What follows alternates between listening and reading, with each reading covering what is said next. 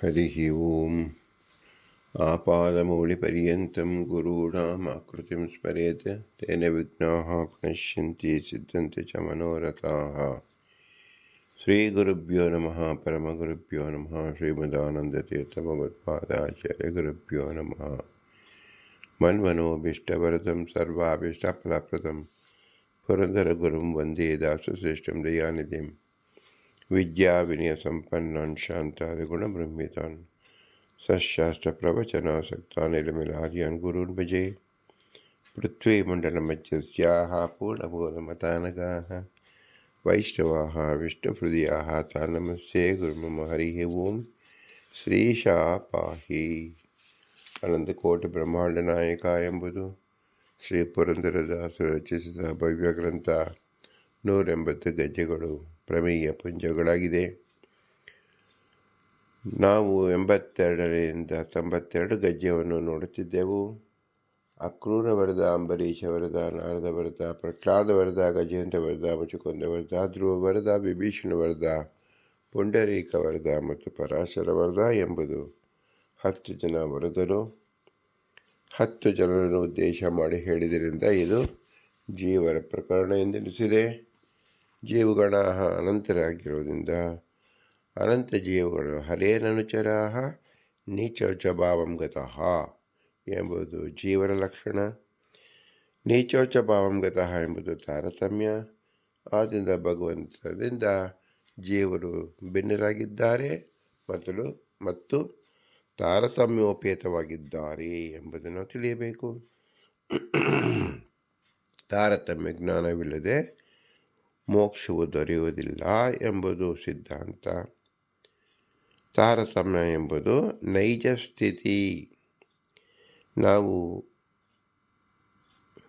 ಸ್ವರೂಪ ಆವಿರ್ಭಾವ ರೂಪವಾದ ಸುಖವೇ ಮೋಕ್ಷ. ಅದು ನೈಜ ಸ್ಥಿತಿ.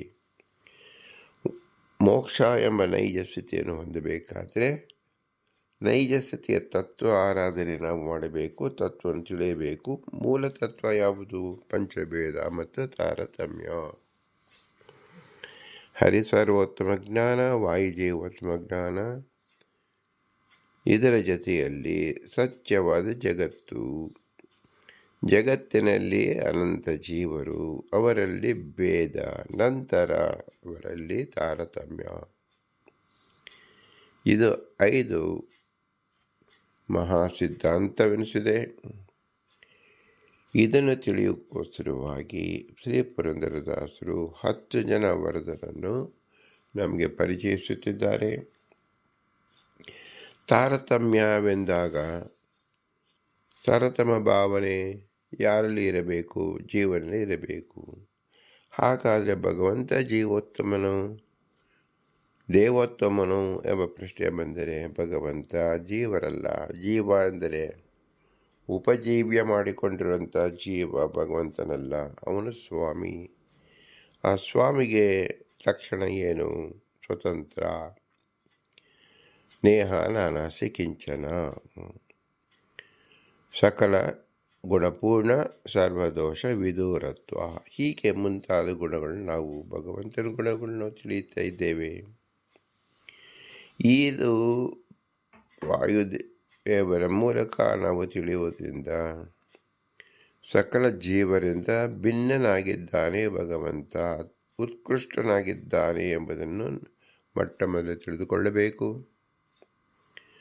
ಶ್ರೀಮದಾನಂದ ತೀರ್ಥರು ತತ್ವಸಂಖ್ಯಾನದಲ್ಲಿ ಸ್ವತಂತ್ರಂ ಅಸ್ವತಂತ್ರಂ ಚ ದ್ವಿವಿಧಂ ತತ್ವಮಿಷ್ಯತೆ. ಇಡೀ ಪ್ರಪಂಚವನ್ನು ತಿಳಿಯಬೇಕಾದ 2 ಮುಖ್ಯ ತತ್ವ ಎಂದರೆ ಒಂದು ಸ್ವತಂತ್ರ ತತ್ವ, ಮತ್ತೊಂದು ಅಸ್ವತಂತ್ರ ತತ್ವ. ಸ್ವತಂತ್ರ ತತ್ವದಲ್ಲಿ ಭಗವಾನ್ ಏಕಏವ. ಆದ್ದರಿಂದ ಯಾವ ಗುಣವನ್ನು ನಾವು ಚಿಂತಿಸಿದರೂ ಎಲ್ಲವೂ ಸ್ವತಂತ್ರನಾದ ಭಗವಂತನಲ್ಲೇ ನಾವು ಚಿಂತಿಸಬೇಕು. ಅಸ್ವತಂತ್ರ ಆದವರಲ್ಲಿ ಅನೇಕ ದೋಷಗಳಿರುತ್ತದೆ. ಅಸ್ವಾತಂತ್ರ್ಯತೆ ಎಂಬುದೇ ಮೊಟ್ಟ ಮೊದಲ ದೋಷ. ನಂತರದಲ್ಲಿ ಭಗವಂತನ ಅನುಚರರಾಗಿರುತ್ತಾರೆ ಎಂಬುದನ್ನು ತಿಳಿಯಬೇಕು. ಭಗವಂತನ ಅಧೀನದಲ್ಲಿರುವುದರಿಂದಲೇ ಜೀವರ ಗತಿ, ಇಲ್ಲದಿದ್ದರೆ ಸಾಧ್ಯವೇ ಇಲ್ಲ. ಅಸ್ವತಂತ್ರ ಲಕ್ಷಣ ಇದೆ ಅಂತ ತಿಳಿಬೇಕು. ಇದನ್ನು ಶ್ರೀ ವೇದವ್ಯಾಸದೇವರು ಭಗವದ್ಗೀತೆಯಲ್ಲಿ ಕೃಷ್ಣನ ಮೂಲಕವಾಗಿ ವಿಶ್ವರೂಪ ದರ್ಶನವನ್ನೇ ಮಾಡಿಸಿ ಭಗವಂತ ಎಲ್ಲೆಲ್ಲೂ ಸರ್ವರೂಪದಲ್ಲೂ ವ್ಯಾಪಿಸಿದ್ದಾನೆ ಎಂಬುದನ್ನು ತೋರಿಸಿಕೊಟ್ಟಿದ್ದಾರೆ. ಭಗವಂತಃ ವಿಶ್ವರೂಪತಃ, ಭಗವಂತನ ವಿಶ್ವರೂಪತ್ವವನ್ನು ನಾವು ಚಿಂತಿಸಿದಾಗ ತಾರತಮ್ಯದಲ್ಲಿ ಭಗವಂತನನ್ನು ಹೇಗೆ ತಿಳಿದುಕೊಳ್ಳೋದು ಎಂಬುದು ಸ್ಪಷ್ಟವಾಗುತ್ತದೆ. ಭಗವದ್ಗೀತೆಯ 11ನೇ ಅಧ್ಯಾಯದ 4ನೇ ಶ್ಲೋಕ, 12ನೇ ಶ್ಲೋಕ ಮತ್ತು 16ನೇ ಶ್ಲೋಕದಲ್ಲಿ ವಿಶೇಷ ಕಾಲವಾಗಿ ಶ್ರೀ ವೇದವ್ಯಾಸದೇವರೇ ಭಗವಂತನ ವಿಶ್ವರೂಪತ್ವವನ್ನು ನಮಗೆ ಚಿತ್ರಿಸಿದ್ದಾರೆ. ಈ ಚಿತ್ರಣ ಯಾತಕ್ಕೋಸ್ಕರವಾಗಿ ಎಂಬುದು ಏಕಾದಶ ಅಧ್ಯಾಯ ಇರುವುದೇ ಭಗವಂತನ ರೂಪಚಿಂತನೆ ಮಾಡೋಕ್ಕೋಸ್ಕರವಾಗಿ. ಅದನ್ನು ಸಹ ಭಗವದ್ಗೀತೆಯಲ್ಲೇ ತೋರಿಸಿದ್ದಾರೆ. ಮನ್ಯಸೆ ಯದಿ ತಶಕ್ಯಂ ಮಯಾ ದುಷ್ಟಮಿತಿ ಪ್ರಭೋ ಯೋಗೇಶ್ವರ ತಥೋ ಮೇ ತ್ವಂ ದರ್ಶಯಾತ್ಮ ನಮವ್ಯಯಂ. ಹೇ ಸಮರ್ಥನೆ, ಆ ರೂಪ ನನ್ನಿಂದ ನೋಡಲು ಶಕ್ಯವೆಂದು ತಿಳಿದಿರುವೆಯಾದರೆ ನಿನ್ನ ಯಾವ ವಿಕಾರವಿಲ್ಲದ ಸ್ವರೂಪವನ್ನು ನನಗೆ ತೋರಿಸು ಯೋಗೇಶ್ವರ, ಎಲ್ಲ ಸಾಧನೆ ಒಡೆಯನೇ ಅಂತ ಹೇಳಿ ಅರ್ಜುನ ಪ್ರಾರ್ಥನೆ ಮಾಡಿದಾಗ ಭಗವಂತ ತನ್ನ ರೂಪವನ್ನು ತಿಳಿಸಿದ. ಯಾವ ವ್ಯಾಪ್ತರೂಪವನ್ನು ವಿವರವಾಗಿ ತಿಳಿಸಿದರೆ ಜ್ಞಾನವು ಸಾಧ್ಯವಾಗುತ್ತದೋ ಆ ರೀತಿಯ ಭಗವದ್ ರೂಪವನ್ನು ಈ ಅಧ್ಯಾಯದಲ್ಲಿ ಹೇಳಲಾಗುತ್ತದೆ. ಪಶ್ಯಮೇ ಪಾರ್ಥರೂಪಾಣಿ ಶತಶೋಥ ಸಹಸ್ರಶಃ ನಾನಾ ವಿಧಾನ ದಿವ್ಯಾನಿ ನಾನಾ ವರ್ಣ ಕೃತಾನಿ ಚ. ಭಗವಂತನ ಅತ್ಯಂತ ದಿವ್ಯವಾದ ಅಪ್ರಾಕೃತವಾದ ಬಣ್ಣಗಳುಳ್ಳ ಆಕಾರವುಳ್ಳ 100,000 ರೂಪವನ್ನು ನೋಡೆಂದು ತೋರಿಸಿದ್ದಾರೆ. ಪಶ್ಯಾದಿತ್ಯಾನ್ ವಸುನ್ ರುದ್ರಾನ್ ಅಶ್ವಿನೋ ಮರುತಸ್ತಥಾ ಬಹೂನ್ ದೃಷ್ಟಪೂರ್ವಾಣಿ ಪಶ್ಚಾಶ್ಚರ್ಯಾಣಿ ಭಾರತ. 12 ಜನ ಆದಿತ್ಯರು, ವಸುಗಳನ್ನು 11 ಜನ, ರುದ್ರರನ್ನು 11 ಜನ, ಅಶ್ವಿನಿ ದೇವತೆಗಳು 50 ಮರುತುಗಳು, ಹಿಂದೆಂದೂ ನೀನನ್ನು ನೋಡದಿರದ ಈವರೆಗೆ ನೋಡಿದ ಆಶ್ಚರ್ಯಕರವಾದ ಅಸಂಖ್ಯಾತ ವಸ್ತುಗಳನ್ನು ನನ್ನಲ್ಲಿ ನೋಡು. ಇಹೈಕಸ್ಥಂ ಜಗತ್ಕೃಷ್ಣಂ ಪಶ್ಚಾದ್ಯ ಸಚರಾಚರಂ ಮಮ ದೇಹೇ ಗುಡಾಕೇಶ ಯಚ್ಛಾನ್ಯ ದೃಷ್ಟಮಿಷಸಿ. ನಾನು ತೋರಿಸುವ ರೂಪದಲ್ಲಿರುವ ಈ ಎಲ್ಲ ಚರಾಚರ ಪ್ರಾಣಗಳು ಒಂದೇ ಕಡೆ ಇರುವಂತೆ ನೋಡು. ಯಾವುದನ್ನು ನೋಡೋಕ್ಕೆ ಇಚ್ಛಿಸುವೆ ಅವೆಲ್ಲವನ್ನು ನನ್ನ ದೇಹದಲ್ಲೇ ನೋಡು ಎಂದು ಶ್ರೀಕೃಷ್ಣ ಪರಮಾತ್ಮ ತೋರಿಸುತ್ತಾನೆ. ನತು ಮಾಂ ಶಕ್ಯತೆ ದೃಷ್ಟಮನನ್ಯೇವ ಸ್ವಚಕ್ಷುಷ ದಿವ್ಯಂ ದದಾಮಿ ತೇ ಚಕ್ಷು ಪಶ್ಯಮೇ ಯೋಗಮೀಶ್ವರಂ. ನಿನಗೆ ಅಲೌಕಿಕವಾದ ದೃಷ್ಟಿಶಕ್ತಿಯನ್ನು ಕೊಡುತ್ತೇನೆ, ಕಾರಣ ನಿನ್ನ ಈ ಪ್ರಾಕೃತ ಕಣ್ಣುಗಳಿಂದ ನನ್ನ ವಿಶ್ವರೂಪ ನೋಡಲು ಶಕ್ತನಾಗಲಾರೆ. ನನ್ನ ಅಚಿಂತ್ಯವಾದ ಶಕ್ತಿಯಿಂದ ಕೂಡಿದ ನನ್ನ ಸಾಮರ್ಥ್ಯವನ್ನು ನೋಡು ಎಂದು ಹೇಳಿ ಭಗವಂತ ವಿಶೇಷ ಸಾಮರ್ಥ್ಯವನ್ನು ಅರ್ಜುನಿಗೆ ಕೊಟ್ಟಿದ್ದರಿಂದ ನೋಡಲು ಸಾಧ್ಯವಾಯಿತು. ಇದನ್ನು ಸಂಜಯ ತಿಳಿಸ್ತಾ ಇದ್ದಾರೆ. ಏವ ಮುಕ್ತ ತಥೋ ರಾಜನ್ ಮಹಾಯೋಗೇಶ್ವರೋ ಹರಿ ದರ್ಶಯಾಮಾಸ ಪಾರ್ಥಾಯ ಪರಮಂ ರೂಪಮೈಶ್ವರಂ. ಅರ್ಜುನ ತನ್ನ ರೂಪವನ್ನು ನೋಡು ಮುಂತಾಗಿ ಹೇಳಿ ಕೃಷ್ಣ ಮಹಾಸಾಧನೆಗಳ ಅನಂತ ಶಕ್ತಿಗಳ ವರಿಯಾದ ಎಲ್ಲ ಯಜ್ಞಗಳ ಭಾಗವನ್ನು ಸ್ವೀಕರಿಸುವುದರಿಂದ ಹರಿಹರಿಸುವ ಕೃಷ್ಣ ಅನೇಕ ವೈಭವದಿಂದ ಕೂಡಿದ ತನ್ನ ವಿಶ್ವರೂಪವನ್ನು ತೋರಿಸಿದರು ಎಂಬ ವರ್ಣನೆಯನ್ನು ಸಂಜೆಯ ಧೃತರಾಷ್ಟ್ರನಿಗೆ ತಿಳಿಸಿದನು. ಹರಿಹಿ ಸರ್ವಯಜ್ಞ ಭಾಗ ಹಾರಿತ್ವಾತ್ ಇಡೋಪಹೂತಂ ಗೇಹೇಶು ಹರೇ ಭಾಗಂ ಕೃತುಷ್ಟಹಂ ವರ್ಣೌ ಮೇ ಹರಿತಶ್ರೇಷ್ಠ ತಸ್ಮಾದ್ ಹರಿ ಇತಿ ಸ್ಮೃತಃ. ಮೋಕ್ಷ ಧರ್ಮದಲ್ಲಿ ಈ ಹರಿಯ ಶಬ್ದವನ್ನು ತಿಳಿಸಿಕೊಟ್ಟಿದ್ದಾರೆ. ಎಲ್ಲ ಯಜ್ಞಗಳಲ್ಲೂ ಅವಿರ್ಭಾಗವನ್ನು ಸ್ವೀಕರಿಸುವುದರಿಂದ ಹರಿ ಅನಿಸುತ್ತಾನೆ. ಯಜ್ಞಶಾಲೆಗಳಲ್ಲಿ, ಮನೆಯಲ್ಲಿ ನಡೆಯುವ ಯಜ್ಞಗಳಲ್ಲಿ ಇಡಾ ಎಂಬ ಮಂತ್ರಗಳಿಂದ ಸ್ವಭಾಗವನ್ನು ಸ್ವೀಕರಿಸುತ್ತಾನೆ. ಗೃಹಸ್ಥರು ಮಾಡುವ ಪಕ್ವಾನ್ನ ಮೂಲಕ ದೇವ, ಪಿತೃ, ಮನುಷ್ಯ, ಭೂತ ಯಜ್ಞಗಳಲ್ಲಿ ದತ್ತವಾದ ಭಾಗವನ್ನು ಸ್ವೀಕರಿಸುತ್ತಾನೆ. ನೀಲವರ್ಣದಲ್ಲಿ ಶ್ರೇಷ್ಠವಾದ ನೀಲವರ್ಣ ಇವರದಾಗಿದೆ. ಆದ್ದರಿಂದ ಭಗವಂತನು ಹರಿ ಎನಿಸಿದ್ದಾನೆ. ಈ ರೀತಿ ಆಚಾರ್ಯ ಹರಿ ಶಬ್ದದ ಅರ್ಥವನ್ನು ತಿಳಿಸಿದ್ದಾರೆ. ಅನೇಕ ಭಕ್ತನಯನಃ, ಅನೇಕಾದ್ಭುತ ದರ್ಶನಂ, ಅನೇಕ ದಿವ್ಯಾಭರಣಂ ದಿವ್ಯಂ, ಅನೇಕಾದ್ಭುತ ಆಯುಧಂ. ಅನಂತ ಮುಖಗಳು, ಕಣ್ಣುಗಳು ಇರುವಂತಹದ್ದು, ಅನಂತ ಅದ್ಭುತ ದರ್ಶನ ಉಳ್ಳದ್ದು, ಅನಂತ ದಿವ್ಯ ಆಭರಣ ಧರಿಸಿದ್ದು, ಅನೇಕ ಎತ್ತಿರುವ ಆಯುಧಗಳುಳ್ಳದ್ದು ಆದ ರೂಪವನ್ನು ತೋರಿಸಿದ. ದಿವ್ಯಮಾಲಾಂಬರಧರಂ ದಿವ್ಯಗಂಧಾನುಲೇಪನಂ ಸರ್ವಶ್ಚ ಆಶ್ಚರ್ಯಮನಂ ದೇವಮನಂತಂ ವಿಶ್ವತೋಮುಖಂ. ಶ್ರೀಕೃಷ್ಣ ಸ್ವರೂಪ ದಿವ್ಯಮಾಲೆಗಳನ್ನು ವಸ್ತ್ರಗಳನ್ನು ಧರಿಸಿದೆ, ದಿವ್ಯ ಗಂಧದಿಂದ ಅನುಲೇಪಿಸಲ್ಪಟ್ಟಿದೆ. ಎಲ್ಲವೂ ಆಶ್ಚರ್ಯ ಸ್ವರೂಪವಾಗಿದೆ.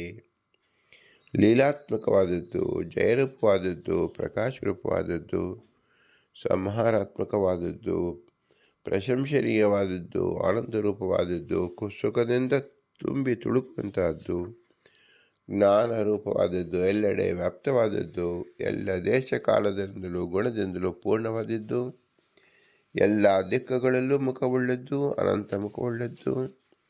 ದೇವಂ ಪದದ ಪ್ರಯೋಗ ಇಲ್ಲಿದೆ. ಲೀಲೆ, ಜಯ, ಪ್ರಕಾಶ, ಸಂಹಾರ, ಪ್ರಶಂಸನೀಯ, ಆನಂದ, ಜ್ಞಾನ, ವ್ಯಾಪ್ತಿ ಮುಂತಾದ ಗುಣಗಳು ರೂಪ ಎಂದು ತೋರಿಸೋದಕ್ಕೆ ದೇವ ಎಂಬ ಶಬ್ದವನ್ನು ಉಪಯೋಗಿಸಿದ್ದಾರೆ. ಸರ್ವಸ್ಯ ಆಶ್ಚರ್ಯಮಯಂ, ಸರ್ವಸ್ಯ ಆಶ್ಚರ್ಯಾತ್ಮಕಂ, ಮಯಂ ವಿಕಾರ ಪ್ರಾಚುರ್ಯ ಭೇದಃ ದಿವಿ ಸೂರ್ಯ ಸಹಸ್ರಸ್ಯ ಭವೇದ್ಯಗ ಯುಗಪತ್ ಸ್ಥಿತಃ ಯತಿ ವಾ ಸದೃಶಿ ಸ್ಯಾತ್ ಭಾಗತಸ್ಯ ಮಹಾತ್ಮನಃ. ಅನಂತ ಸೂರ್ಯರು ಆಕಾಶದಲ್ಲಿ ಒಮ್ಮೆಲೆ ಉದಿಸಿ ಅವನ ಕಿರಣ ಒಮ್ಮೆಲೆ ಹೊರಹೊಮ್ಮಿದರೆ ಆ ಪ್ರಕಾಶ ವಿಶ್ವರೂಪಿ ಪ್ರಕಾಶಕ್ಕೆ ಸಮನಾದೀತು. ಅಂದರೆ ಭಗವಂತನ ಪ್ರಕಾಶ ಹೇಗಿರುತ್ತೆ ಅನ್ನೋದಕ್ಕೆ ನಾವು ತಿಳಿಯಬೇಕು. ಸಹಸ್ರ ಶಬ್ದ ಅನಂತವಾಚಿ.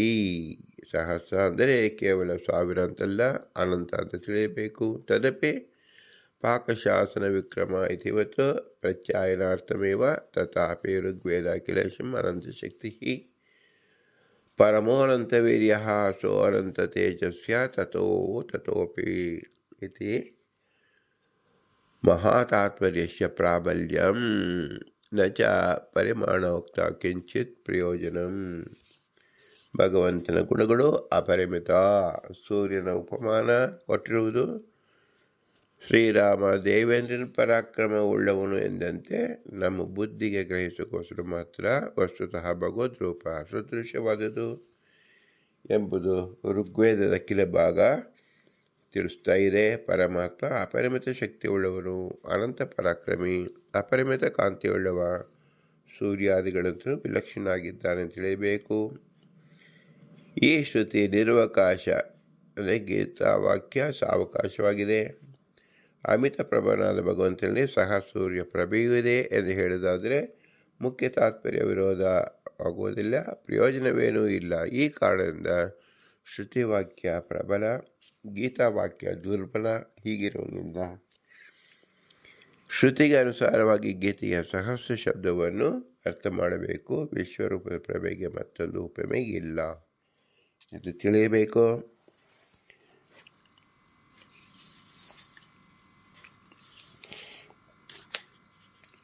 ತತ್ತೇಕಸ್ಥಂ ಜಗತ್ಕೃಷ್ಣಂ ಪ್ರವಿಭಕ್ತಂ ಅನೇಕದಾ ಅಪಪಶ್ಯತ್ ದೇವದೇವಸ್ಸು ಶರೀರೆ ಪಾಂಡವಸ್ತಥಾ. ಭಗವಂತ ವಿಶ್ವರೂಪವನ್ನು ತೋರಿಸಿದಾಗ ಅದರಲ್ಲಿ ಪಾಂಡುಪುತ್ರನು, ದೇವ, ದಾನವ, ಮಾನವ ಮುಂತಾದ ಅನೇಕ ಪ್ರಕಾರದ ಅನೇಕ ವಿಧವಾಗಿ ಬೇರೆ ಬೇರೆಯಾಗಿರುವ ಇಡೀ ಜಗತ್ತನ್ನೇ ಒಂದು ಕಡೆ ನೋಡಿದನು ಪಾರ್ಥ.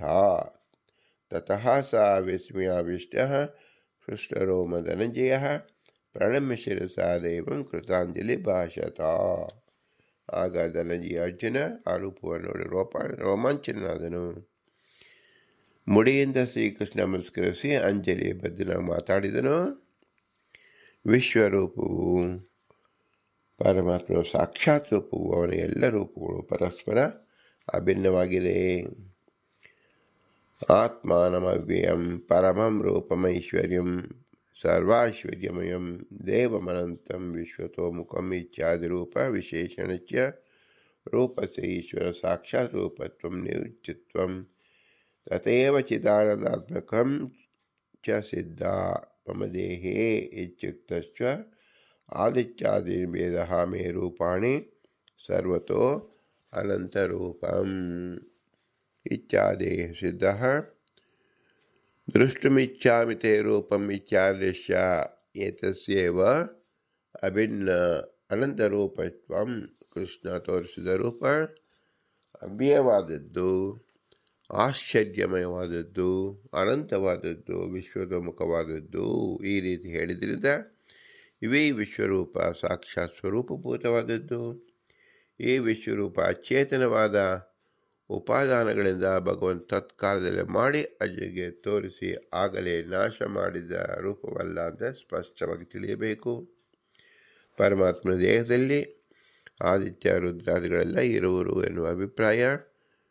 ಅವರು ಪರಮಾತ್ಮನ ದೇಹದಲ್ಲಿ ಅವನಿಂದ ಭಿನ್ನರಾಗಿರುವುದು ಎನ್ನುವ ಅಭಿಪ್ರಾಯ. ಈ ಜಗತ್ತೇ ಪರಮಾತ್ಮನ ದೇಹವಲ್ಲ. ಏಕಂ ರೂಪಂ ಹರೇ ನಿತ್ಯಂ ಅಚಿಂತ್ಯ ಐಶ್ವರ್ಯ ಯೋಗತಃ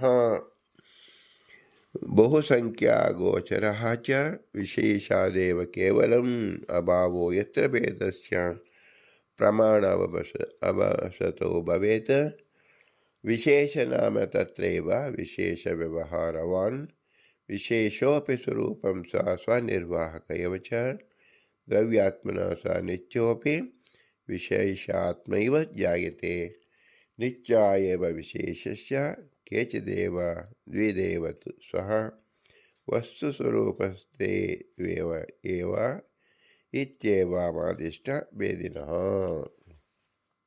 ಶ್ರೀಹರಿ ಅಚಿಂತ್ಯದ್ಭುತ ಶಕ್ತಿಯಿಂದ ಅವನ ರೂಪ ಏಕವಾಗಿಯೂ ಬಹುವಾಗಿಯೂ ಇರುತ್ತದೆ.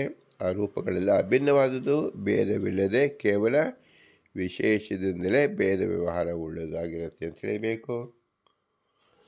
ಎಲ್ಲಿ ಭೇದವಿಲ್ಲ ಎಂದ ಪ್ರಮಾಣ ಸಿದ್ಧವಾಗಿದೆಯೋ ಅಲ್ಲಿ ಮಾತ್ರ ಭೇದ ವ್ಯವಹಾರ ನಿರ್ವಾಹಕವಾದುದು ವಿಶೇಷ ಅಂತ ಎನಿಸುತ್ತದೆ. ಪರಮಾತ್ಮನ ಮೂಲ ರೂಪ ಮತ್ತು ಅವತಾರ ರೂಪಗಳ ಭೇದವಿಲ್ಲದೆ ಇರುವುದು ಪ್ರಮಾಣ ಸಿದ್ಧವಾದ್ದರಿಂದ ಅವುಗಳ ಭೇದ ವ್ಯವಹಾರ ವಿಶೇಷದಿಂದಲೇ ಆಗುವುದು. ವಿಶೇಷವು ವಿಶೇಷವುಳ್ಳ ವಸ್ತುವಿನ ಸ್ವರೂಪವೇ ಆಗಿರುವುದರಿಂದ ಅವುಗಳ ಭೇದ ವ್ಯವಹಾರ ವಿಶೇಷದಿಂದಲೇ ಆಗುವುದು. ಆದರೂ ಅನವಸ್ಥೆ ಇಲ್ಲ. ಚೇತನಗಳಲ್ಲಿರುವ ವಿಶೇಷಗಳು ಎರಡು ವಿಧ. ಕೆಲವು ನಿತ್ಯ, ಕೆಲವು ಉಂಟಾಗತಕ್ಕ ವಿಶೇಷವೂ ಕೂಡ ಚೇತನ ರೂಪವಾದ ದ್ರವ್ಯದಿಂದ ಅಭಿನ್ನವಾದ್ದರಿಂದ ನಿತ್ಯವಾದವುಗಳು. ಆದರೂ ಅಭಿವ್ಯಕ್ತಿಯ ದೃಷ್ಟಿಯಿಂದ ಉಂಟಾಗತಕ್ಕದು ಎನಿಸಲ್ಪಡುತ್ತದೆ. ವಿಶೇಷೋ ಅನುಭವಾದೇವ ಜ್ಞಾಯತೆ ಸರ್ವವಸ್ತುಷು ನ ಚ ವಿಶೇಷಿತಂ ಕಿಂಚಿದ್ ವಾಚ್ಯಂ ಲಕ್ಷ್ಮೀಂ ತಥಾಮಿತಂ. ವಿಶಿಷ್ಟಸ್ಯ ಸ್ವತೋನ್ಯತ್ಯೇ ಸ್ವಸ್ವಾಮೇಯತ್ವ ಹೇತುತಃ ದೈವ ಜ್ಞೇಯಂ ವಿಶಿಷ್ಟಂ ಚ ಮಾನಾಭಾವಶ್ಚ ನೋ ಭವೇತ್.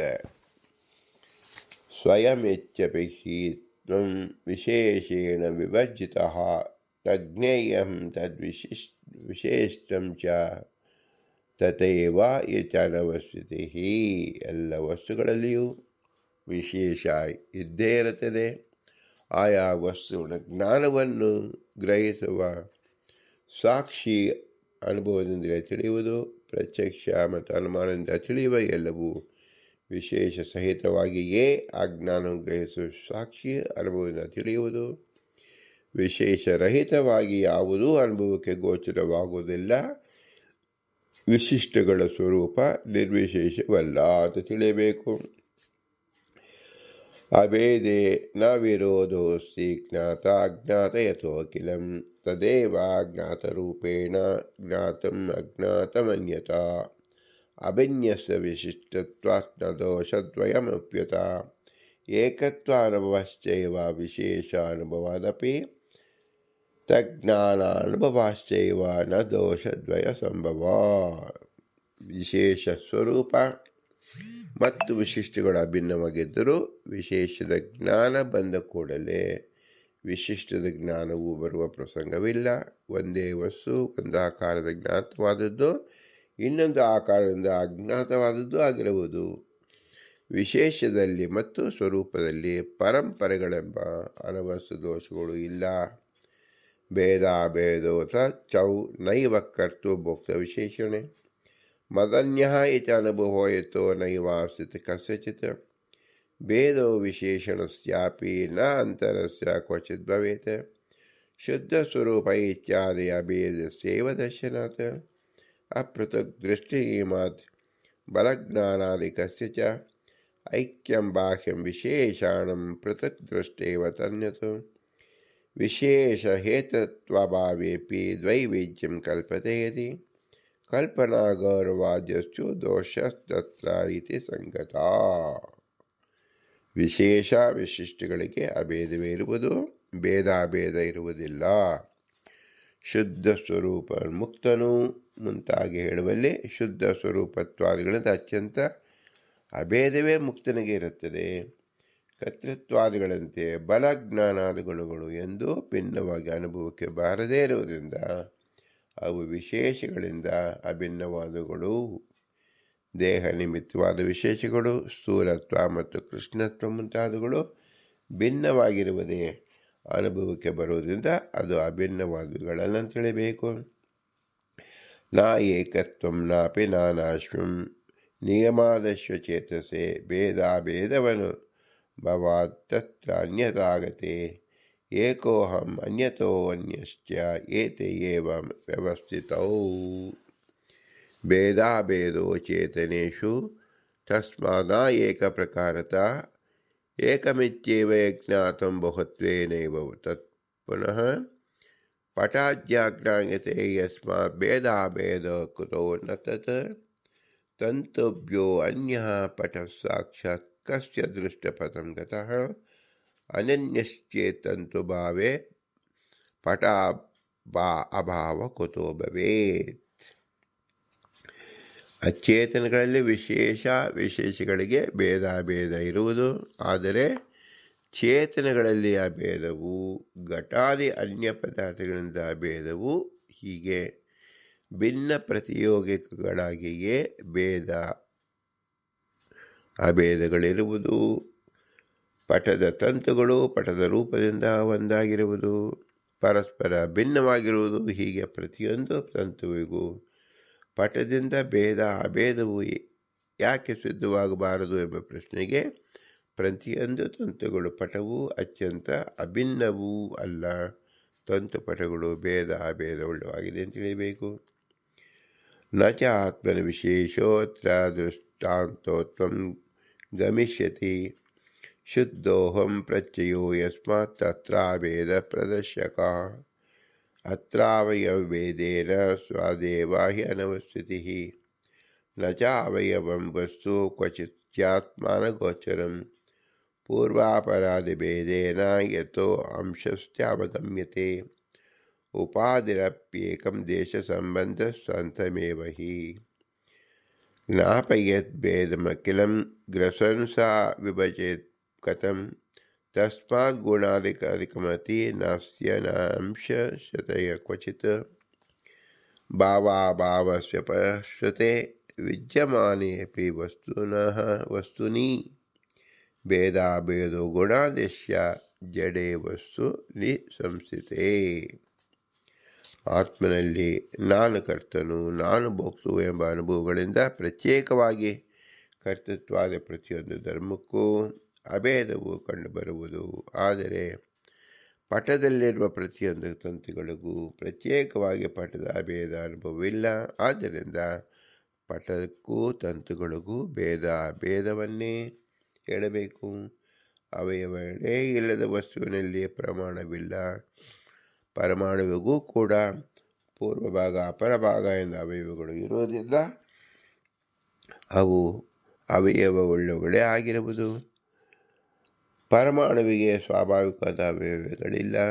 ಆದರೆ ಪೂರ್ವ ದಿಕ್ಕು ಅಪರ ದಿಕ್ಕು ಎಂದು ದಿಕ್ಕುಗಳ ರೂಪಗಳಿಂದ ಉಪಾಧಿಗಳ ಸಂಬಂಧದಿಂದ ಪರಮಾಣುವಿನಲ್ಲಿ ಪೂರ್ವಭಾಗ ಅಪರಭಾಗ ಎಂಬ ವ್ಯವಹಾರ ಉಂಟಾಗುವುದು ಎಂದು ಹೇಳುವುದು ಸರಿಯಲ್ಲ. ಕಾರಣ, ಈ ಉಪಾಧಿಗಳು ಆಯಾ ಭಾಗಗಳಿಗೆ ಸಂಬಂಧ ಪಡೆದು ಆ ಭಾಗಗಳನ್ನು ತೋರಿಸುವುದಾದರೆ ಈಗಾಗಲೇ ಭಾಗಗಳನ್ನೇ ತೋರಿಸಿದಂತಾಗುವುದು.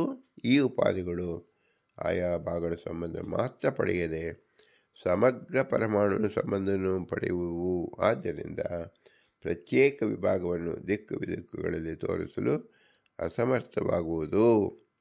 ಪರಮಾಣುಗಳ ಪೂರ್ವ ಅಪರ ವಿಭಾಗಗಳು ಉಪಾಧಿ ಪ್ರಯುಕ್ತ ಎಂಬುದು ಸರಿಯಲ್ಲ. ಅಚೇತನ ವಸ್ತುಗಳಿಗೂ ಅವುಗಳ ಗುಣಕ್ರಿಯಾದಿಗಳು ಅವು ಇರುವಾಗ ಭೇದ ಅಭೇದ ಇರುವುದು. ಆದರೆ ಕೇವಲ ಅಭೇದವನ್ನೇ ಒಪ್ಪಿದರೆ ಗುಣ ಕ್ರಿಯಾದಿಗಳಿಗೆ ನಾಶವಿಲ್ಲದಂತಾದೀತು. ನಾಶವಾದ ಬಳಿಕ ಮಾತ್ರ ಭೇದವೇ ಇರುವುದು. ಇಲ್ಲದಿರುವ ಪದಾರ್ಥಕ್ಕೆ ಅಭೇದ ಇರುವುದಿಲ್ಲ ತಿಳಿಬೇಕು. ಚೇತನೆ ಶಕ್ತಿರೂಪೇಣ ಗುಣಾದೇವ ಭಾವಯಿಷ್ಯತೆ. ಸುಪ್ತೋಯಂ ಬಲವಾನ್ ವಿದ್ಯಾ ನಿತ್ಯ ದಿವ್ಯವಹಾರತಃ.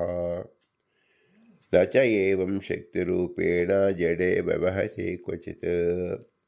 ಏಕಮೇವಾದ್ವಿತೀಯಂ ತನ್ನೇಹ ನಾನಾಸ್ತಿ ಕಿಂಚನ. ಮೃತ್ಯೋ ಸ ಮೃತ್ಯುಮಾಪ್ನೋತಿ ಯಾಯಿಹ ನಾನೇವ ಪಶ್ಯತಿ. ಯತೋದಕಂ ದುರ್ಗೆ ಪೃಷ್ಣಂ ಪರ್ವತೇಷು ವಿಭಾವತಿ. ಇತ್ಯಾದಿಶ್ರುತಿಮಾನಸ್ಯ ಪರಮೈಶ್ವರ್ಯತಃ ಸರ್ವಂ ತು ಘಟತೆ ವಿಷ್ಣೋ ಯತ್ ಕಲ್ಯಾಣ ಗುಣಾತ್ಮಕಂ ಇತ್ಯಾದಿ ಬ್ರಹ್ಮತರ್ಕೆ.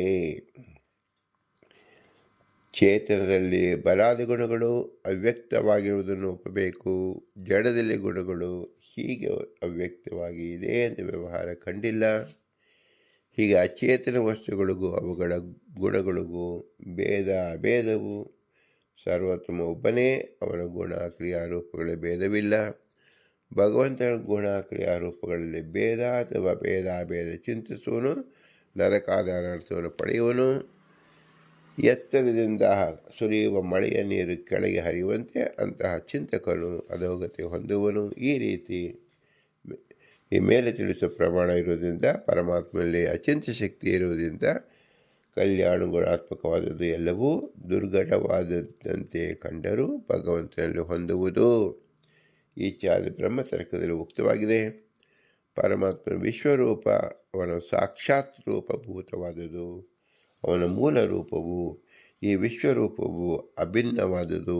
ಈ ರೀತಿ ಪ್ರತಿಪಾದಿಸಲು ಬೇರೆ ವ್ಯವಹಾರಕ್ಕೆ ಕಾರಣವಾದ ವಿಶೇಷ ಸ್ವರೂಪವನ್ನು ಇಲ್ಲಿ ತಿಳಿಸಿದ್ದಾರೆ ಅಂತ ತಿಳಿಯಬೇಕು. ಪಶ್ಯಾಮಿ ದೇವಾ ತವ ದೇವದೇಹೇ ಸರ್ವಾಂ ತಥಾಭೂತ ವಿಶೇಷ ಸಂಘಾನ್. ಬ್ರಹ್ಮಾಣಮೇಶಂ ಕಮಲಾಸನಸ್ಥಂ ಋಷಿಶ್ಚ ಸರ್ವಾ ಅಸುರಗಣಾಶ್ಚ ದಿವ್ಯಾನ್. ದೇವನೇ, ನಿನ್ನ ದೇಹದಲ್ಲಿ ಎಲ್ಲ ದೇವತೆಗಳು, ಹಾಗೆ ಪ್ರಾಣಿ ಸಮೂಹವನ್ನು, ಚತುರ್ಮುಖ ಬ್ರಹ್ಮನನ್ನು, ಚತುರ್ಮುಖನನ್ನು ಆಶ್ರಿತ ರುದ್ರನನ್ನು, ಎಲ್ಲ ಋಷಿಗಳನ್ನು, ಅದ್ಭುತ ಸರ್ಪವನ್ನು ನೋಡುತ್ತಿದ್ದೇನೆ. ಕಮಲಾಸನೇ ಬ್ರಹ್ಮಣಿ ಸ್ಥಿತ ತಂ ರುದ್ರಂ ವಿಷ್ಣುಂ ಸಮಾಶ್ರಿತೋ ಬ್ರಹ್ಮಣೋ ಅಂತ ಗತೋ ಹರಃ. ಹರಸ್ಯಾಂಗವಿಶೇಷೇಷು ದೇವಾ ಸರ್ವೇಪಿ ಸಂಸ್ಥಿತಾ ಇತಿ ಪಾದ್ಮೇ. ಪದ್ಮಪುರಾಣದಲ್ಲಿ ಬ್ರಹ್ಮದೇವರು ವಿಷ್ಣುವನನ್ನು ಆಶ್ರಯಿಸಿರುವರು. ರುದ್ರನು ಬ್ರಹ್ಮನ ತೊಡೆಯಲ್ಲಿರುವನು. ಎಲ್ಲ ದೇವತೆಗಳು ರುದ್ರದೇವರ ಬೇರೆ ಬೇರೆ ಅಂಗಗಳಲ್ಲಿ ಆಶ್ರಿತರಾಗಿದ್ದಾರೆ ತಿಳಿಯಬೇಕು. ಅನೇಕ ಬಾಹುದರ ಭಕ್ತನೇತ್ರ ಪಶ್ಯಾಮಿ ತ್ವಂ ಸರ್ವತೋ ಅನಂತರೂಪಂ ನಾಂತಂ ಮಜ್ಜಂ ನ ಪುರಸ್ತ್ವದಿ ಪಶ್ಯಾಮಿ ವಿಶ್ವೇಶ್ವರ ವಿಶ್ವರೂಪ. ಜಗತ್ಪತಿ ಪೂರ್ಣರೂಪನೇ, ನೀನು ಎಲ್ಲೆಡೆ ಅನಂತವಾದ ತೋಳು, ಹೊಟ್ಟೆ, ಮುಖ, ಕಣ್ಣುಗಳಿಂದ ಅಪರಿಮಿತ ರೂಪಗಳುಳ್ಳಾಗಿರುವುದನ್ನು ನೋಡುತ್ತಿದ್ದೇನೆ. ಸರ್ವವ್ಯಾಪ್ತಿಯಾದ ನಿನ್ನ ಆದಿ ಮಧ್ಯ ಅಂತ ಒಂದನ್ನು ನಾನು ಕಾಣೆ ಅಂತ ಅರ್ಜುನ ತಿಳಿಸುತ್ತಾನೆ.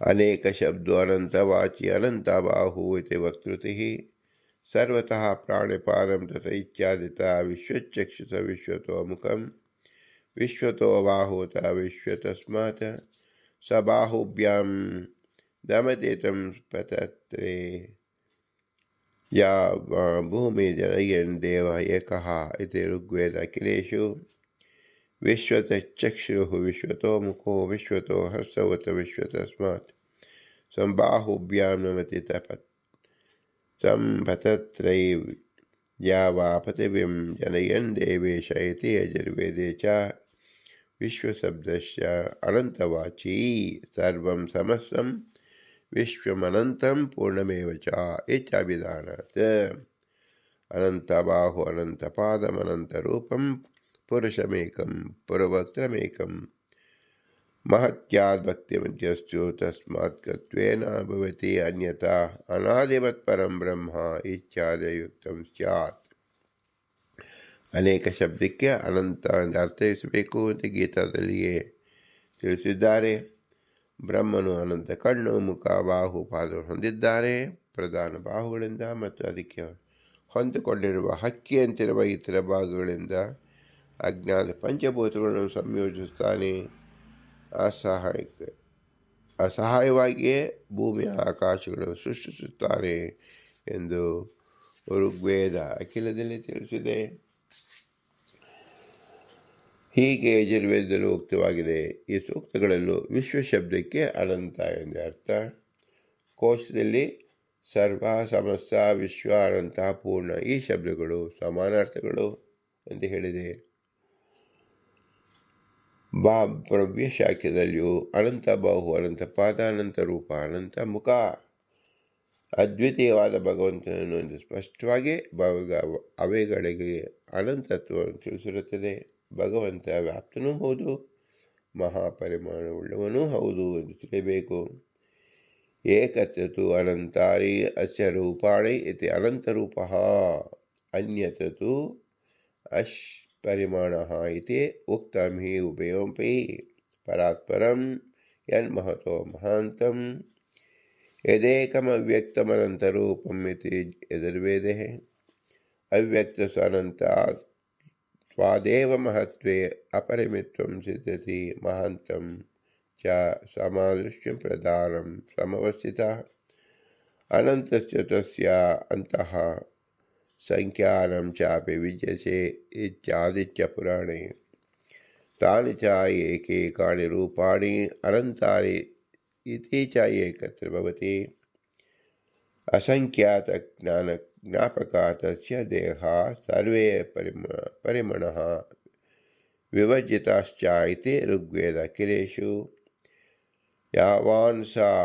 ಆಯಾಮಾಕಾಶ ತಾವಾನೇಹ ಹೋವಂತ ಹೃದಯಃ ಆಕಾಶಃ ಉಭಯಸ್ಮಿನ್ ದ್ವಾವಾ ಪೃಥಿವೀ ಅಂತರೇವ ಸಮಾಹಿತೆ ಉಭಾಗ್ನಿಶ್ಚ ವಾಯುಶ್ಚ ಸೂರ್ಯ ಚಂದ್ರಮಶ್ಚೋ ಇತಿ ಚ ಕೃಷ್ಣಸ್ಯ ಗರ್ಭಜಗತೋಪಿ ಬರಾವಸನ್ಪೃಷ್ಟಿಪ್ರಹಾರ ಪರಿರುದ್ಧಪಣತಪತ್ರಂ ಇತಿ ಚ ಭಾಗವತೆ. ಈ ಶ್ಲೋಕದಲ್ಲಿ ಅನಂತರೂಪ ಪದಕ್ಕೆ ಭಗವಂತನ ಅನಂತ ರೂಪಗಳು ಅಸಂಖ್ಯವಾಗಿದೆ ಎಂದು, ಮುಂದೆ ಬರುವ ಅನಂತರೂಪ ಪದಕ್ಕೆ ಪರಿಮಿತಿ ಇಲ್ಲದವರು ಎಂದರ್ಥ. ಈ ವಿಚಾರವನ್ನು ಭಗವಂತನಿಗೆ ಯಜುರ್ವೇದದಲ್ಲಿ ಉತ್ತಮವಾದ ಮಹತ್ತಿಗಿಂತಲೂ ಮಹತ್ತಾದ ಅವ್ಯಕ್ತವಾದ ಬ್ರಹ್ಮ ಸ್ವಗತ ಭೇದರಹಿತವಾದ ಅಸಂಖ್ಯ ರೂಪವುಳ್ಳದ್ದು. ವೇದವಾಕ್ಯ ಮಹತೋ ಮಹಾಂತಂ ಎಂಬುದು ಪರಮಾತ್ಮನು, ಪರಿಮಿತಿ ಇಲ್ಲದವನು ಅನಂತರೂಪಂ ಎಂಬ ವಿಶೇಷಣ ಅಸಂಖ್ಯ ರೂಪ ಎಂದು ಉಕ್ತವಾಗಿದೆ. ಆದಿತ್ಯ ಪುರಾಣದಲ್ಲಿ ಪ್ರಕೃತಿಗೆ ಅಪರಿಮಿತಿಯನ್ನು ಹೇಳಲಾಗಿದೆ. ಇಂತಹ ಪ್ರಕೃತಿಯನ್ನು ವ್ಯಾಪಿಸಿರುವ ಕಾರಣ ಭಗವಂತ ಪರಿಮಾಣ ಅಪರಿಮಿತವೇ ಎಂದು ತಿಳಿಯಲ್ಪಡುತ್ತದೆ. ಋಗ್ವೇದ ಅಖಿಲದಲ್ಲಿ ಭಗವಂತನ ರೂಪಗಳು ಅಸಂಖ್ಯ ಜ್ಞಾನಾತ್ಮಕ ಎಲ್ಲ ರೂಪಗಳು ಪರಿಮಿತಿ ಇಲ್ಲದವು ಎಂದು ತಿಳಿಸುತ್ತದೆ. ಬಾಹ್ಯದಲ್ಲಿರುವ ಭಗವದ್ ರೂಪಕ್ಕೆ ಯಾವ ಪರಿಮಾಣವಿದೆಯೋ ಅಷ್ಟೇ ಪರಿಮಾಣ ಹೃದಯ ಸ್ವರೂಪಕ್ಕೂ ಇದೆ. ಅಂದರೆ ಜೀವಗಳಲ್ಲಿ ಇರತಕ್ಕಂಥ ಭಗವಂತನಿಗೆ ಇದೆ ಅಂತ ತಿಳಿಯಬೇಕು. ಭಗವಂತನಿಗೆ ಸ್ವರ್ಗ ಭೂಮಿಗಳೆರಡು ಒಳಗಡೆ ಇದೆ. ಅಗ್ನಿ, ವಾಯು, ಸೂರ್ಯ, ಚಂದ್ರ ಅವನ್ನು ಆಶ್ರಯಿಸಿದ್ದಾರೆ ಎಂದು ಹೇಳಿದೆ. ಭಾಗವತದಲ್ಲಿ 14 ಲೋಕಗಳು ಉದರದಲ್ಲಿ ಧರಿಸು ಶ್ರೀಕೃಷ್ಣನ ಭಾರದಿಂದ ಬಗ್ಗಿದ ಕೃಷ್ಣನ ಹಿಮ್ಮಡಿಯ ಪ್ರಹಾರದಿಂದ ವೇದನೆಗೊಂಡ ಛತ್ರದಂತೆ ಹೆಡೆಯುಳ್ಳ ಶೇಷನನ್ನು ಕಂಡು ಗಾಬರಿಯಾದ ಅವನ ಪತ್ನಿಯರು ಸಮೀಪಿಸಿದರು ಎಂದು ಉಕ್ತವಾಗಿದೆ. ನ ಏಚದಯುಕ್ತಂ ಅಚಿಂತ್ಯ ಶಕ್ತಿತ್ವಾತ್ ಈಶ್ವರಸ್ಯ ಅಚಿಂತ್ಯ ಖಲು ಯೇ ಭಾವಾಃ ನ ತಂ ತರ್ಕೇಣ ಯೋಜಯತ್ ಇತಿ ವಿಷ್ಣುಪುರಾಣೇ ನೈಷಾ ತರ್ಕೇಣ ಮತಿರಾಪನಾಯ ಇತಿ ಶ್ರುತಿಃ. ಅತಿತರ್ಕೇಣ ಮತಿರಾಪನಾಯ ಇತಿ ಶ್ರುತಿಃ. ಅತಿಪ್ರಸಂಗಸ್ತು ಮಹಾತಾತ್ಪರ್ಯವಶಾತ್ ವಾಕ್ಯಬಲಾಚ್ಚ ಆಪನೇಯ ನ ಹಿ ಘಟವತ್ ಕಸ್ಯಾಪಿ ಪದಾರ್ಥಃ ನ ದೃಷ್ಟಃ ಇತ್ಯೇತಾವತ್ ಪ್ರಮಾಣಂ ದೃಷ್ಟಃ ನಿರಾಕ್ರಿಯತೆ ಕೇಷಚಿತ್ ಪದಾರ್ಥೇಷು ವಾಕ್ಯವ್ಯವಸ್ಥಾ ಚಿಂತ್ಯ ಶಕ್ತ್ಯಾ ಶಕ್ತಶ್ಚ ಭಾವಾತ್ ಅಂಗೀಕ್ರಿಯತೆ. ಗುಣಾಃ ಶ್ರುತಾಃ ಸುವಿರುದ್ಧಶ್ಚ ದೇವೇ ಅಸಂಖ್ಯಾ ಶ್ರುತಃ ಅಪಿ ನೈವಾತ್ ಶಂಕಾ ಚಿಂತ್ಯಾ ಚಿಂತಶ್ಚ ತಥೈವ ದೋಷಾಃ ಶ್ರುತಶ್ಚ ನಾಗ್ನೈಃ ತಥಾ ಪ್ರತೀತಃ. ಏವಂ ಪರೇ ಅನ್ಯತ್ರ ಶ್ರುತಾಶ್ರುತಾನಾಂ ಗುಣಾಗುಣಾನಾಂ ಚಕ್ರಮವ್ಯವಸ್ಥಾ ಇತಿ ಚ ಅಚಲ ಶ್ರುತಿಶ್ಚ. ಉಪಚಾರತ್ವಪರಿಹಾರಾಯ ನಾಮಜ್ಜಂ ಇತಿ ಅನ್ಯತಾ ಆದ್ಯಂತಭಾವೇನೇವ ತಸ್ಸಿದ್ದೇಃ ವಿಶ್ವರೂಪ ಪೂರ್ಣಗುಣಃ ಸ ವಿಶ್ವರೂಪೋ ಅನನುರೂಪೋ ಅಥೋ ಅಯಂ ಸೋ ಅನಂತರೂಪಃ ನ ಹಿ ನಾಶೋ ಅಸ್ತಿ ತಸ್ಯ ಇತಿ ಶಾಂಡಿಲ್ಯ ಶಾಖಾಯಾಮ್. ಈಶ್ವರರಿಗೆ ಅಚಿಂತ್ಯ ಶಕ್ತಿ ಇರುವುದರಿಂದ ಇತರರಿಗೆ ಅಸಂಭಾವಿತಗಳಾದರೂ ಭಗವಂತನಲ್ಲಿ ಇಂತಹ ವಿರುದ್ಧ ಧರ್ಮಗಳು ಇರಬಹುದು. ಮನಸ್ಸಿನ ಯೋಚನೆಗೂ ನಿಲುಕದ ವಸ್ತುಗಳು ತರ್ಕದಿಂದ ಸಾಧಿಸಲಾಗದು ಎಂದು ವಿಷ್ಣು ಪುರಾಣದಲ್ಲಿ ಹೇಳಿದೆ. ಅನೇಕ ಲೌಕಿಕ ವಸ್ತುಗಳು ಉದಾಹರಣೆಯಿಂದ ಭಗವಂತನಲ್ಲಿ ಮಿತ ಪರಿಮಾಣ ಇರುವುದರಿಂದ ಅಮಿತ ಪರಿಮಾಣ ಇಲ್ಲವೆಂದಾಗಲಿ ಹೆಚ್ಚಾದ ರೀತಿಯಲ್ಲಿ ಸಾಧಿಸಲಾಗದು. ಹಾಗಾದರೆ ವಿರುದ್ಧ ಧರ್ಮಗಳು ಪರಮಾತ್ಮನಲ್ಲಿ ಇರುವುದಾದರೆ ನಿರ್ದುಃಖವಾದ ಅವನಲ್ಲಿ ದುಃಖವೂ ಇರಲಿ ಎಂಬ ಅತಿ ಪ್ರಸಂಗವನ್ನು ಶ್ರುತಿ ಮೂಲಕವಾಗಿ ಮುಖ್ಯ ತಾತ್ಪರ್ಯವಾದ ಭಗವಂತನ ದುಃಖವಿದೆ ಎನ್ನುವ ಪ್ರಮಾಣವಿಲ್ಲ. ಆದರೆ ವಿರುದ್ಧ ಪ್ರಮಾಣವು ಶ್ರುತಿ ವಾಕ್ಯಕ್ಕೆ ವಿರೋಧವಲ್ಲ. ಹಾಗೂ ಶ್ರುತಿ ವಾಕ್ಯಗಳು ಅವನಲ್ಲಿ ವಿಷ್ಣುವಿನಲ್ಲಿ ಹೇಳುತ್ತಲೂ ಇದೆ. ಇದೇ ರೀತಿಯ ಪರಮಾತ್ಮನಲ್ಲಿ ವಿರುದ್ಧ ಪರಮಾಣುಗಳು ಇರುವುದಾದರೆ ಮುಖ್ಯ ಪ್ರಾಣಲ್ಲೂ ಅದು ಏಕಿರಬಾರದು ಎಂಬ ಆಕ್ಷೇಪ ಸರಿಯಲ್ಲ. ಕಾರಣ ಭಗವಂತನಲ್ಲಿ ಅಚಿಂತ್ಯ ಶಕ್ತಿಯಿಂದ ವಿರುದ್ಧ ಪರಿಮಾಣಗಳು ಸಮರ್ಪಿಸುವುದು ಮುಖ್ಯ ಪ್ರಾಣಿಗೆ ಅಚಿಂತ್ಯ ಶಕ್ತಿ ಇಲ್ಲ ಎಂದು ತಿಳಿಯಬೇಕು. ದೇಹಕ್ಕಿಂತ ಹೊರಗಿನ ಪ್ರಾಣನ ರೂಪ ವ್ಯಾಪ್ತ, ದೇಹದೊಳಗಿನ ರೂಪ ಅಣು. ಈ ವ್ಯವಸ್ಥೆಯಿಂದ ವಿರೋಧವನ್ನು ಪರಿಹರಿಸುತ್ತಾರೆ. ಈಶ್ವರನಲ್ಲಿರುವ ವ್ಯವಸ್ಥೆ ಉಳಿದ ಜೀವರಲ್ಲಿ ಶ್ರುತವಾದ ಮತ್ತು ಪ್ರಮಾಣಾಂತರದಿಂದ ಸಿದ್ಧವಾದ ಗುಣಗಳು ದೋಷಗಳು ಅವರವರ ಯೋಗ್ಯತಾನುಸಾರವಾಗಿದೆ ಎಂದು ಹೀಗೆ ಜಾಬಾಲಿಖಿಲದಲ್ಲಿದೆ. ಶಾಂಡಿಲ್ಯ ಶಾಖೆಯಲ್ಲಿ ಭಗವಂತನು ಅನೇಕ ರೂಪವುಳ್ಳವನು, ಕೆಲವೇ ರೂಪವುಳ್ಳವನಲ್ಲ. ಅವನ ರೂಪಕ್ಕೆ ನಾಶವಿಲ್ಲವಾದ್ದರಿಂದ ಅವನು ಅನಂತ ರೂಪ ಎಂದು ತಿಳಿಯಬೇಕು. ಇದು ಯಾವ ರೂಪವೂ ಸಹ ಜೀವರಲ್ಲಿ ಸುತರಾಂ ನಾವು ಕಲ್ಪಿಸುವಂತಿಲ್ಲ, ಹೇಳುವಂತಿಲ್ಲ, ತಿಳಿಯುವಂತಿಲ್ಲ. ಭಗವಂತನ ತಾರತಮ್ಯ ಅಂದರೆ ಏನು ತಿಳಿಬೇಕು. ಭಗವಂತನ ವಿಶಿಷ್ಟ ಗುಣ ಯಾವ ಜೀವರಲ್ಲೂ ಹೊಂದುವುದಿಲ್ಲ. ಭಗವಂತನ ಹೇಳಿದ ಯಾವ್ಯಾವ ಗುಣ ಲಕ್ಷಣಗಳು ನಾವು ಹೇಳುತ್ತೇವೆಯೋ ಅದೆಲ್ಲವೂ ಭಗವಂತನ ಗುಣ ಪ್ರಶಂಸೆಯನ್ನು ಪ್ರಶಂಸೆ ಏನು ಇಲ್ಲದೇ ಇರತಕ್ಕಂಥದ್ದಲ್ಲ, ಇರತಕ್ಕಂಥದ್ದನ್ನೇ ತಿಳಿಯತಕ್ಕಂತಾಗಿದೆ. ಇದಾವ ಗುಣವೂ ಜೀವರಲ್ಲಿ ಇಲ್ಲ. ಆದ್ದರಿಂದ ತಾರತಮ್ಯ ಅಂದರೆ ಏನು? ಭಗವಂತನ ವಿಲಕ್ಷಣ ಗುಣವುಳ್ಳವನಾಗಿದ್ದಾನೆ. ಜೀವರು ಅವನ ಅಧೀನವಾಗಿ ಪರಾಧೀನ ವಶದಿಂದ ಇದ್ದಾರೆ ಎಂಬುದನ್ನು ಮಾತ್ರ ತಿಳಿಯಬೇಕು. ಇದು ನಿತ್ಯವಾದ ಮುಖ್ಯ ತಾರತಮ್ಯ. ಅಂದರೆ ಭಗವಂತನ ಗುಣೋತ್ಕರ್ಷತೆಯನ್ನು ತಿಳಿಯುವುದೇ ತಾರತಮ್ಯ ರೂಪಕ. ಭಗವಂತನಿಗೆ ಜೀವ ಎಂದಿಗೂ ಎಲ್ಲೂ ಸಮವಾಗುವುದಿಲ್ಲ. ಆದ್ದರಿಂದ ಭಗವಂತನ ಹೋಲಿಕೆಯಲ್ಲಿ ಜೀವನ ತಿಳಿಯಬಾರದು. ಭಗವಂತ ಅತ್ಯಂತ ಉತ್ಕೃಷ್ಟನಾಗಿದ್ದಾನೆ, ಜೀವ ಅತ್ಯಂತ ಅಧಮನಾಗಿದ್ದಾನೆ, ಅಲ್ಪನಾಗಿದ್ದಾನೆ ಎಂದು ತಿಳಿಯುವುದೇ ನಿಜವಾದ ತಾರತಮ್ಯ. ಇದನ್ನು ತಿಳಿಸಲು ಶ್ರೀ ಪುರಂದರದಾಸರು 10 ಜನ ವರದರಂತೆ ತೋರಿಸಿದ್ದಾರೆ. 10 ಎಂಬುದು ಕೇವಲ 10 ಅಲ್ಲ, ಅದು ಸಹಸ್ರವು, ಲಕ್ಷ, ಕೋಟಿ ಮತ್ತು ಅನಂತ ಸಂಖ್ಯೆಯಲ್ಲಿ ಆಗುತ್ತದೆ. ಆದ್ದರಿಂದ ಅನಂತ ಜೀವರು ತಾರತಮ್ಯೋಪೇತವಾಗಿದ್ದಾರೆ. ಭಗವಂತನ ಅನಂತ ರೂಪಗಳು ಏಕರೂಪವಾಗಿದೆ ಎಂಬುದು ತಿಳಿಯುವುದೇ ನಿಜವಾದ ತಾರತಮ್ಯ. ಭಗವಂತನ ವೈಲಕ್ಷಣವನ್ನು ಹೇಳಬಾರದು. ಜೀವರಲ್ಲಿ ವೈಲಕ್ಷಣವಿದೆ, ಭಿನ್ನವಿದೆ ಎಂಬುದನ್ನು ತಿಳಿಯಬೇಕು. ಇದೇ ನಿಜವಾದ ತಾರತಮ್ಯ. ಇಂತಹ ವಿಶೇಷ ಜ್ಞಾನವನ್ನು ತಿಳಿಸುವ ಪುರಂದರದಾಸರಿಗೆ ಅನಂತಾನಂದ ನಮಸ್ಕಾರವನ್ನು ಸಲ್ಲಿಸಿ ಅವರ ಅಂತರ್ಯಾಮಿ ಪುರಂದರ ವಿಠಲನಿಗೆ ಭೂಯಿಷ್ಟಾಂತಿ ನಮ್ಮ ಉಕ್ತಿವಿದೇಮ ಎಂದು ಹೇಳಿ ವಿನಮ್ರವಾಗಿ ನಮಿಸೋಣ. ಇಂತಹ ವಿಶೇಷ ಗುಣ ತಾರತಮ್ಯ ಜ್ಞಾನ ತಿಳಿಯಲು ಕೇವಲ ಮನುಷ್ಯ ಜನ್ಮದಿಂದ ಸಾಧ್ಯ. ಆದ್ದರಿಂದ ಈ ಮನುಷ್ಯ ಜನ್ಮ ಕೊಟ್ಟಂಥ ತಂದೆ ತಾಯಿಗಳ ವಿಶೇಷ ಅನುಗ್ರಹ ರೂಪವನ್ನು, ತಂದೆ ತಾಯಿ ಇರುವಿಕೆ ನೆರವಾದ ಗುರು ಹಿರಿಯ ಅನುಗ್ರಹ ರೂಪವನ್ನು, ಇವರಲ್ಲಿ ಅನೇಕ ತತ್ವಾಭಿಮಾನಿ ದೇವತೆ ನಿಂತು ಈ ಗುಣವನ್ನು ತಿಳಿಸಿದ್ರಿಂದ ಅವರ ವಿಶೇಷವಾದ ಅನುಗ್ರಹವನ್ನು ಚಿಂತಿಸಬೇಕು. ಭಾರತೀಯ ಪತಿ ವಾಯುದೇವರು ಅವರು ವಿಷ್ಣುವಿನ ಆಜ್ಞೆಯಂತೆ ಭಗವಂತನ ಗುಣಗಳ ಉತ್ಕರ್ಷತೆಯನ್ನು ತೋರಿಸುವುದಕ್ಕೋಸ್ಕರವಾಗಿ ಸರ್ವಮೂಲ ಗ್ರಂಥವನ್ನು ನಮಗಾಗಿ ರಚಿಸಿಕೊಟ್ಟಿದ್ದಾರೆ. ಅದರನುಸಾರಿಯಾಗಿಯೇ ಪುರಂದರದಾಸರು 280 ಗದ್ಯವನ್ನು ರಚಿಸಿದ್ದಾರೆ. ಅದರಲ್ಲಿ ವಿಶೇಷ ಆಕಾರವಾಗಿ ನಾವು 10 ವರದರನ್ನು ನಾವು ಚಿಂತಿಸುತ್ತಿದ್ದೇವೆ. ಇವರೆಲ್ಲರೂ ಅಸ್ವತಂತ್ರರು, ಸ್ವತಂತ್ರದ ಲಕ್ಷ್ಮೀನಾರಾಯಣ ಮಾತ್ರ.